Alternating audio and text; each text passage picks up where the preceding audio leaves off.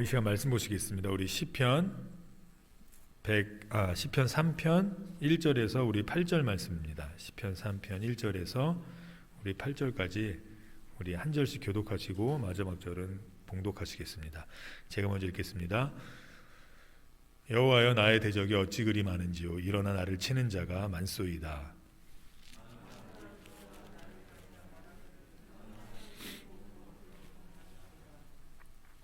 여호와여, 주는 나의 방패시요 나의 머리를 드시는 자신이이다.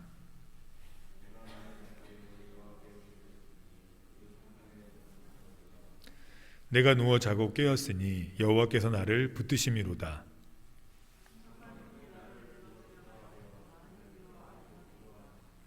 여호와여, 일어나소서. 나의 하나님이여, 나를 구원하소서. 주께서 나의 모든 원수의 뺨을 치시며 악인의 일을 꺾으셨나이다.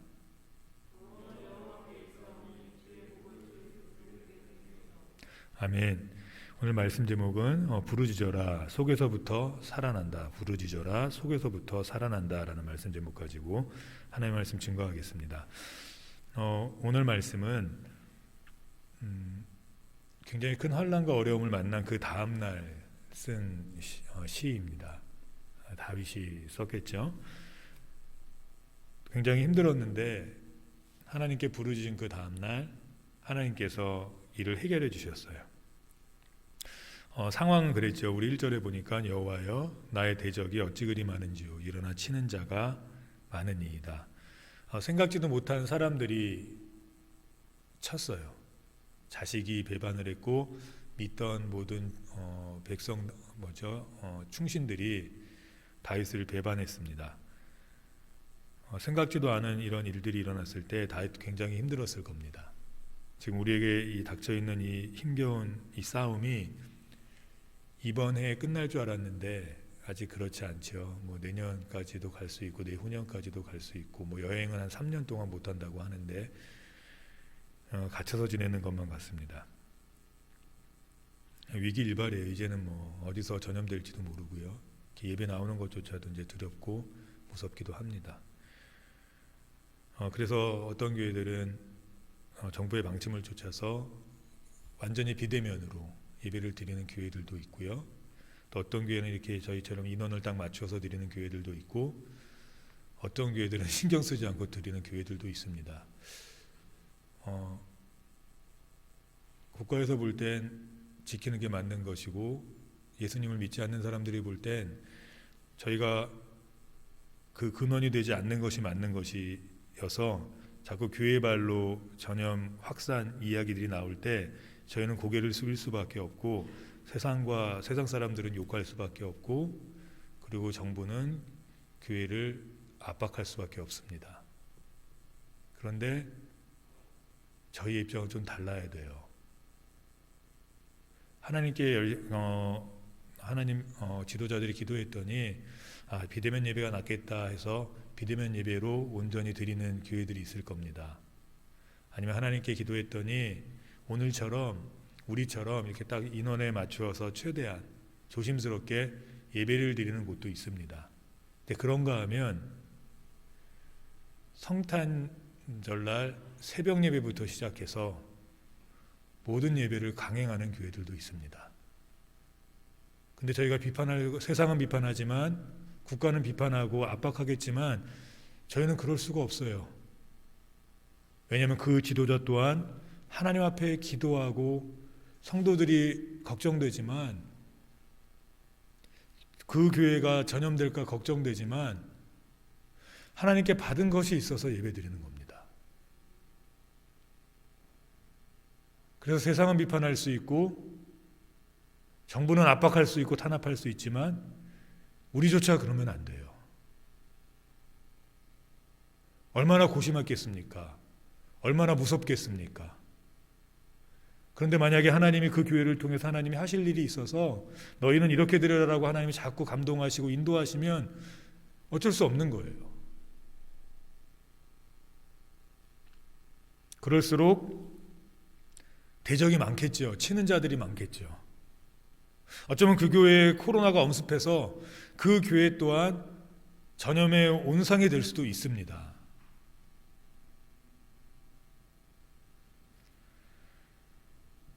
몇백 년에 한 번씩 전염병은 있었습니다. 흑사병도 있었고 그런 세대가 우리가 돼서 좀 힘겹지만 그런 세대들은 있었습니다. 그런데 그때마다 우리가 무너져 있는다면, 치는 자가 많다고, 우리를 무너뜨리는 자들이 많다고 우리가 계속해서 그냥 낙심하고 있다면 우리는 살아계신 하나님을 믿는 게 아니죠. 우리가 믿는 하나님은 살아계신 하나님이십니다. 누가 뭐래도 살아있습니다. 물론 교회발 어떤 전염이 확산됨에 어떤 댓글이 이렇게 달려 있었습니다. 야, 니네 하나님 살아있디? 우리 하나님 살아계세요. 살아계세요. 네로가 기독교를 탄압해서 예수님 믿는 사람들을 그렇게 많이 죽였지만 하나님은 거기서 나타나지 않으셨거든요. 그럼에도 그들은 그 죽음과 그 힘겨움 속에서 하나님의 살아계심을 부인하지 않았습니다. 치는 자들이 많았고 압박하는 환경들이 많았지만, 힘겨움과 어려움들이 많았지만, 그 속에서 하나님은 건져주시지 않았지만 그럼에도 불구하고 그들은 살아계신 하나님을 믿었어요. 목숨을 드릴지언정, 목숨이 없어질지언정 하나님을 부인할 수 없었다고요. 치는 자가 많지만 사실 우리에게 힘든 건 그 다음입니다. 2절에 보니까 많은 사람이 나를 가리켜 말하기를 저는 하나님께 도움을 얻지 못한다 하나이다. 지금이 그런 상황이에요. 니네 하나님 살아있니? 살아계십니까? 살아계세요. 비록 우리가 이렇게 열심히 해도 전염병이 계속 확산되고 있지만 그렇다고 하나님 살아계시지 않습니까? 문제는 우리 속이에요. 우리가 고민하고 우리가 두려워하기 시작해요. 하나님이 하라면 우리는 하는 겁니다. 하나님이 그냥 어떤 목사님들에겐 비대면으로 예배드리라는 감동과 이끌림을 주시면 그냥 비대면으로 드리면 돼요. 지금 상황이 그러니까요. 아니면 저희 교회처럼 담임 목사님이 기도하시다가 그래 이 정도는 드려야겠다, 예배를 포기하면 안 되겠다 하면 이렇게 가면 돼요. 어쩔 수 없지 않습니까? 아니면 또 어떤 교회처럼 새벽 예배부터 시작해서 하나님이 그렇게 하라고 하면 해야지 어떡하겠습니까? 하나님이 말씀하시는데요. 근데 하나님이 책임져 주시지 않아요. 보장해 주시지 않아요. 지켜주시지 않는 것 같아요. 그래서 무너지시겠습니까? 구원이 정말 없습니까? 하나님이 안 살아계십니까? 혹시라도 이런 얘기하면 안 되겠지만 우리가 이렇게 예배드리다가 이곳에 전염병이 혹시라도 침범한다 해서 하나님 안 살아계신 겁니까? 지금 이렇게 코로나가 확산되고 줄어들지 않는다고 해서 하나님 살아계시지 않은 겁니까? 내 구원이 흔들립니까? 세상은 그렇게 얘기할 수 있다니까요. 니네 하나님 살아계시니? 근데 중요한 건 우리의 속이 흔들린다는 거예요. 우리의 속이. 이게 무서운 겁니다. 하나님이 살아계시지 않은 것 같은 세상의 말은 괜찮지만 우리조차도 하나님이 살아계시지 않은 것처럼 예배하고 하나님이 살아계시지 않은 것처럼 신앙생활 한다면 이게 진짜 무서운 거예요. 진짜 이게 위기입니다. 우리 속이 흔들리는 거, 우리 속이 두려워서 떠는 거, 하나님 살아계신데 살아계시지 않은 것처럼 행동하고 살아계시지 않은 것처럼 두려워하고 살아계시지 않은 것처럼 살아가는 우리가 무서운 겁니다. 세상이 저주하거든요. 세상은 저주해요. 좋은 기회이지요. 안 그래도 꼴사납고 안 그래도 미운 모습이 많았는데 완전히 죽일 놈들이죠. 그러니 구원 받지 못한다고 얘기하는 게 맞고요. 니네가 그렇게 사는 애들이 그게 기독교냐, 그게 하나님이 가르쳐 주신 것이냐, 뭐 이렇게 얘기할 수 있고요. 니네 하나님 살아계시지 않으니까 니네가 그렇게 행동하는 거야 라고 얘기할 수 있습니다. 그래서 오늘 1절과 2절은 나를 치는 대적이 너무 많다고 합니다. 심지어는 우리의 구원이 흔들리게 만듭니다. 하나님의 존재에 대한 의심으로 우리를 무너뜨리려고 합니다. 그런데 주님 어떤 주님이십니까? 우리 3절 거기 위에 그 본문에 있는 거 그대로 해주면 돼요. 3절 보면 이렇게 얘기하고 있습니다. 여호와여 주는 나의 방패시오 나의 영광이시오 나의 머리를 드시는 자니이다. 그럼에도 불구하고 대적들이 엄청나게 치고 있습니다. 하나님이 방패처럼 보이지 않아요. 하나님이 영광처럼 보이지 않아요. 하나님이 우리 교회의 머리를 드시는 자처럼 보이지 않아요. 지금 상황은 완전 반대였습니다. 그럼에도 불구하고 다윗이 가지고 있던 신앙은 하나님은 살아계신 하나님이셨어요. 비록 주변 환경이 변하지 않고 더욱더 힘겨웠지만 하나님을 더욱더 온전히 믿으려고 하는 다윗을 막고 있었고 무너뜨리려고 하고 있었지만 그럼에도 불구하고 다윗에게는 그 하나님이 방패셨고 영광이셨고 머리를 드시는 자였어요.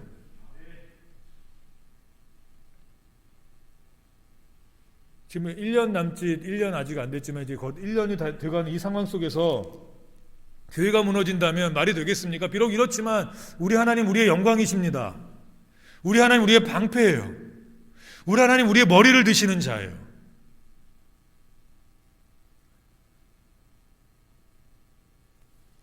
그 하나님이 계시기 때문에 우리가 여기 있는 겁니다. 그 하나님.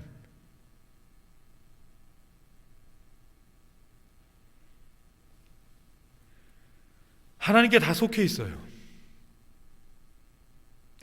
그러므로 우리가 마음이 두렵고 힘들 때 하나님조차 의심하게 되고 우리의 신앙조차 무너지게 되고 우리의 모든 기반이 신앙의 기반이 흔들리게 된다면 진짜 위기입니다. 진짜 위기예요. 예배가 줄어드는 걸 좋아하고 쉴 수 있다고 기뻐하고 진짜 위기예요. 진짜 위기. 이보다 큰 위기는 없어요.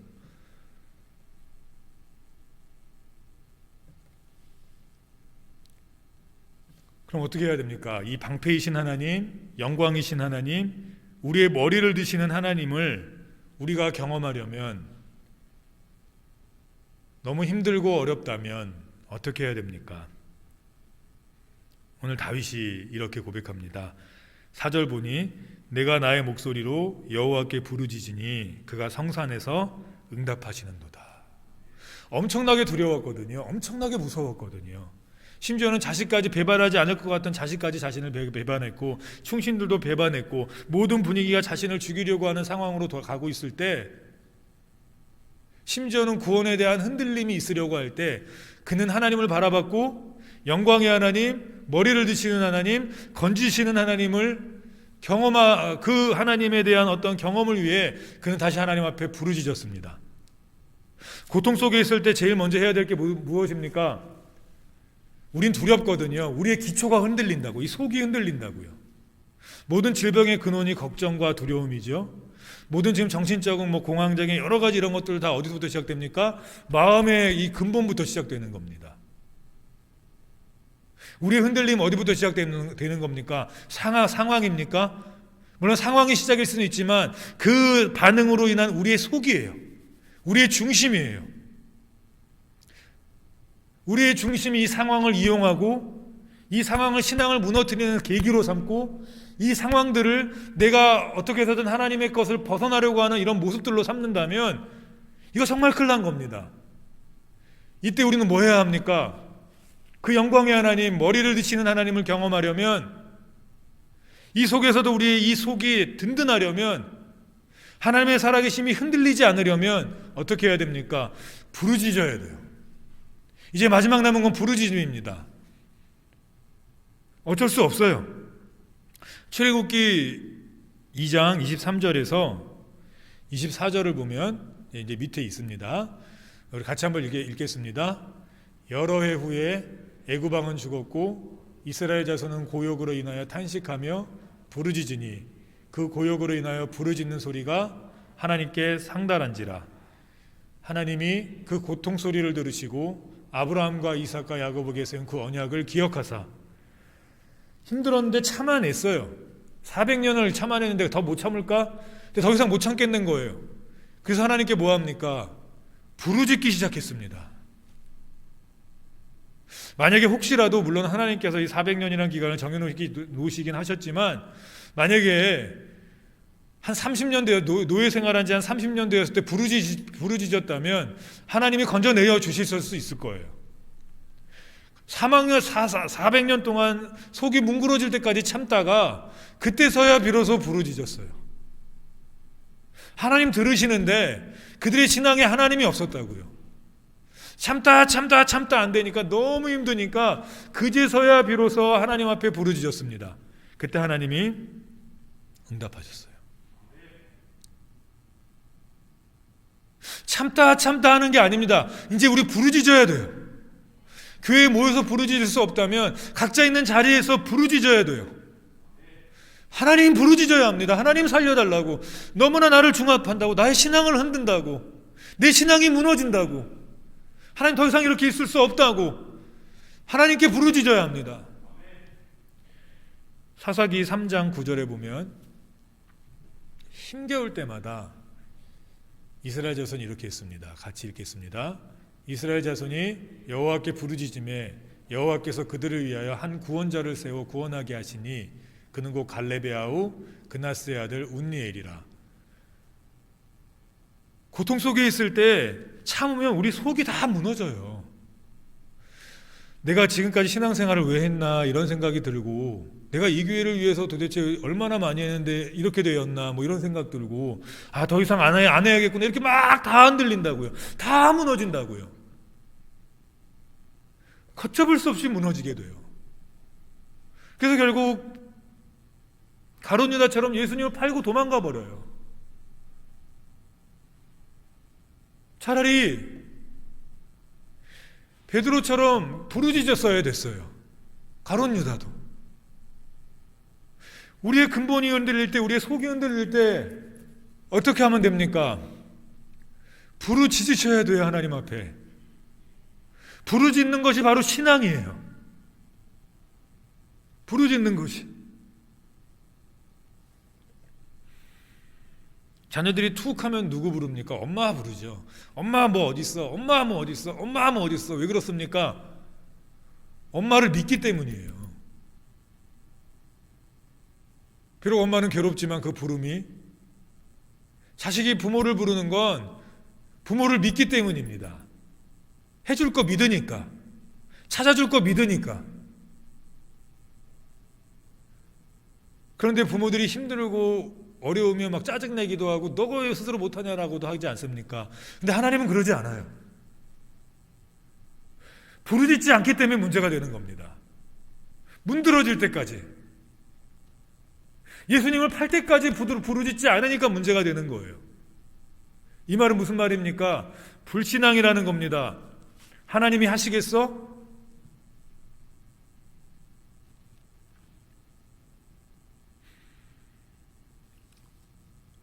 특별히 다윗은 어려울 때마다 부르짖었어요. 힘겨울 때마다 부르짖었어요. 예레미야서 29장 12절을 보면 이렇게 얘기하고 있습니다. 같이 읽겠습니다.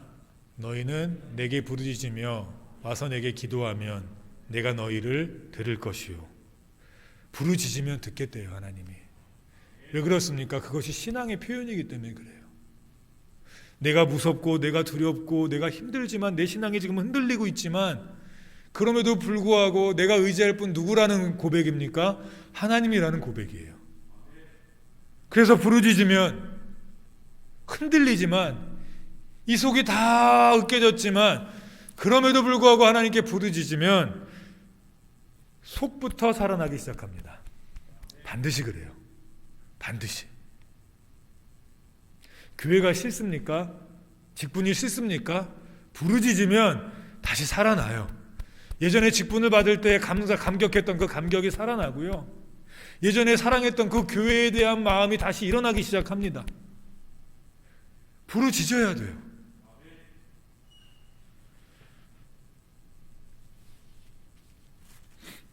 하나님이 일하시게 해야죠. 하나님이 일하시게. 그 일하시게 하실 수 있는 일하시게 하실 수 있는 방법이 부르짖는 겁니다. 오늘 부르짖었습니다. 4절에 부르짖었어요. 그랬더니 속부터 고쳐지기 시작했습니다. 그것을 다윗은 이렇게 표현합니다. 우리 5절 시편 3편 5절 우리 같이 읽겠습니다. 내가 누워 자고 깨었으니 여호와께서 나를 붙드심이로다. 너무 두려워서 잠이 안 왔거든요. 잠을 설쳤거든요. 매일 밤이 두려웠습니다. 언제 엄습할지 모르는 자신의 아들의 공격과 배반한 충신들의 그 공격, 주변의 국민들이 자신을 보면서 밀고 갈까 하는 그 어려움과 두려움 때문에 잠을 설치고 잠이 잘 안 자졌어요. 너무 무서웠어요. 속이 다 흔들렸어요. 특별히 자신이 버림받았나, 정말 주변 사람들이 너는 구원받지 못한 자라는 그런 이야기들을 들으면서 교회 다니는 것이 눈치가 보였고 뭐 이런 여러 가지의 상황들이 있었어요. 너무 힘겨웠습니다. 그때 다윗은 하나님께 부르짖기 시작했고, 그 다음 하나님이 그에게 역사하신 건 두려움과 어려움과 구원에 대한 의심과 모든 것으로부터의 자유였습니다. 그걸 다윗은 이렇게 표현했습니다. 그가 누워 자고 깨었으니. 푹 잤대요. 왜냐하면 부르짖고 나서 여호와께서 다시 붙들어 주신 거예요. 하나님께서 왕으로 세워주셨던 그 오랜 그 기억을, 그래서 자식이 죽이려고 찾아와도, 자신을 배반한 신하들이 그들을 죽이려고, 그 다윗을 죽이려고 찾아와도, 백성들이 그를 밀고 한다 할지라도 그는 왕에서 떨어지지 않을 것을 그는 부르짖음을 통해 다시 한번 확신하게 되었어요. 신앙이 흔들릴 때, 직분에 대한 어떤 후회가 밀려올 때, 우리 교회에 대한 어떤 아픔과 두려움이 밀려올 때 부르짖어야 돼요. 그럼 하나님이 옛 기억을, 약속하셨던 그 기억을, 나에게 직분을 주실 때 약속하셨던 그 기억들을, 나를 이 교회에 보내주실 때 약속하셨던 그 기억들을 하나님이 일으켜 주세요. 지금 이렇게 힘겨울 때 뭐 그 교회들이 방역 안 했겠습니까? 방역했지만 걸린 거거든요. 물론 뭐 식사할 때 마스크를 내리고 먹었겠죠.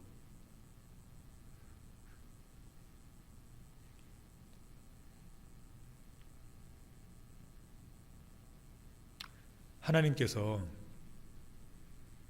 부르짖는 자들의 그 기도를 절대로 버리시지 않습니다. 속부터 해결해 주세요. 그 다음에 6절 보면 이렇게 나와 있습니다. 푹 자고 일어났습니다. 그 다음에 어떻게 됩니까? 같이 읽겠습니다.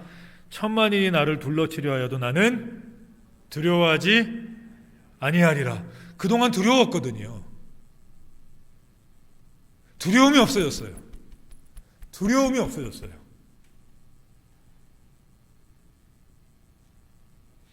두려움이.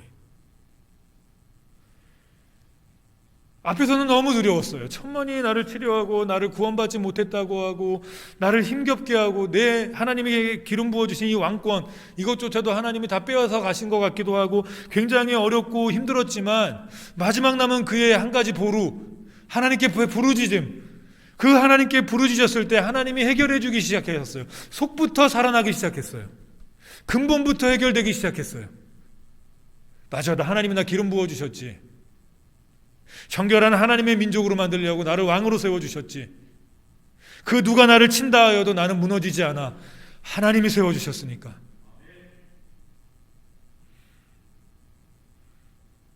우리 교회가 언제 무너지지 않습니까? 부르짖는 성도들이 많을 때예요. 돈이 많다고 안 무너집니까?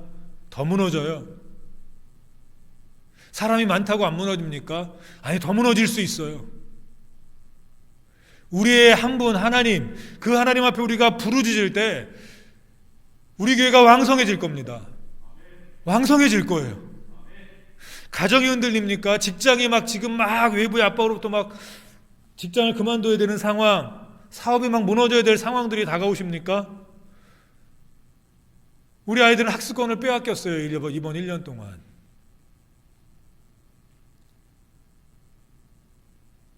어떻게 해야 합니까? 아이들도 하나님께 부르짖어야 돼요. 하나님 이 손해를 메이크업 해달라고, 이 손해를 채워달라고. 사업체 어떻게 해야 됩니까? 하나님 아버지 이제 더 이상 버틸 힘이 없습니다.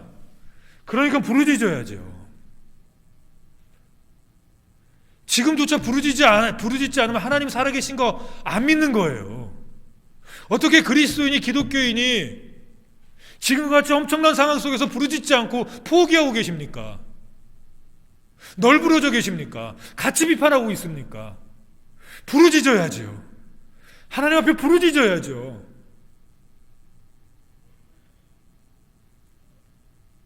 그럼 됩니다.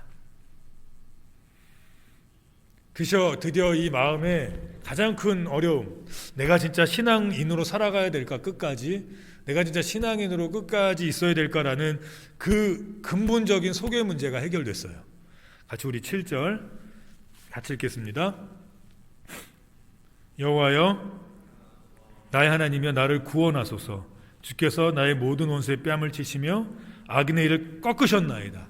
구원에 대한 확신이 다시 회복됐고요, 신앙에 대한 확신이 회복됐고요, 왕권에 대한 확신이 회복됐고요, 비록 지금 이렇게 도망다니지만 다시 한번 회복시켜 주실 그 하나님을 경험했고요, 거기서 그친 것이 아니라 이 모든 어려움과 환난들을 하나님께서 반드시 해결해 주신다는 해결해 주심을 경험했어요.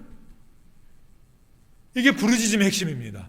부르짖으면 속만 해결되는 것이 아닙니다. 속부터 해결돼서 환경이 해결됩니다. 지금 너무나 길어지고 있지만 그러니까 우리 기도해야죠. 우린 하나님이 계시잖아요. 그 하나님 살아계십니다. 그 하나님 우리의 기도를 들으시려고 준비하고 계세요.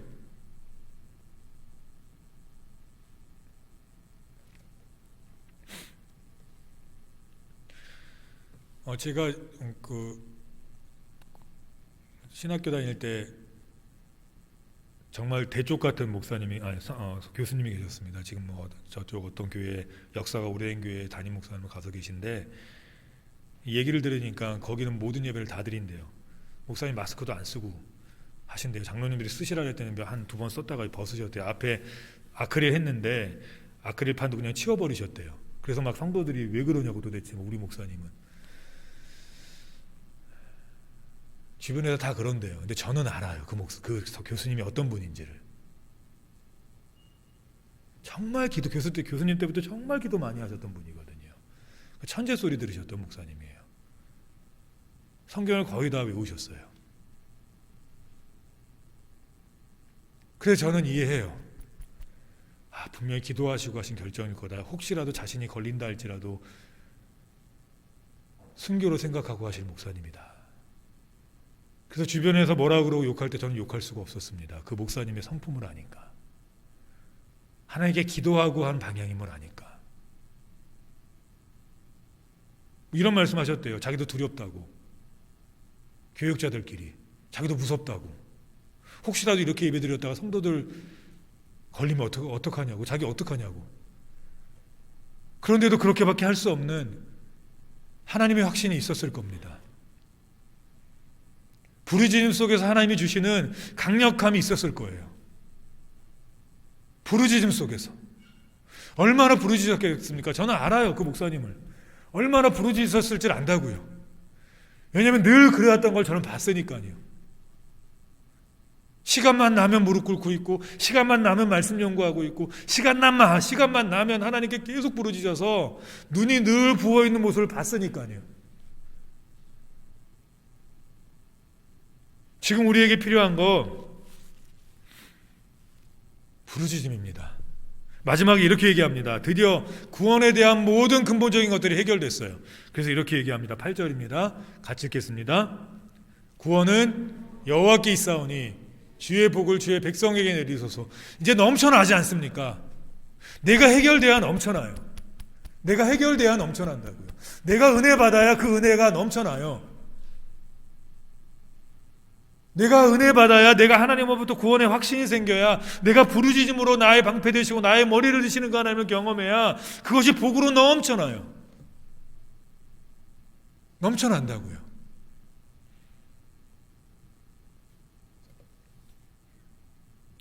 부르짖으십시오. 시간을 정해놓고 부르짖으셔야 됩니다. 이 힘겨운 상황에 교회를 나올 정도의 신앙들이시라면 이젠 부르짖으셔야 돼요. 하나님이 사명 주신 겁니다. 우리가 부르짖어야 돼요.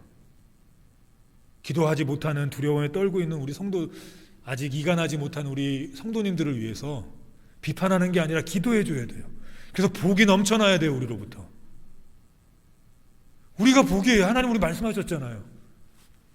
너가 복이 될지라, 네가 복의 근원이 될지라. 그 복이 되는 건 어떻게 됩니까? 비판으로 되는 게 아니에요. 성도들끼리 말하면서 이것저것 얘기해서 되는 게 아닙니다. 부르짖을 때 돼요. 부르짖으면 복 됩니다. 저는 그 은혜가 우리 성도님들에게 넘치시기를 간절히 축원합니다.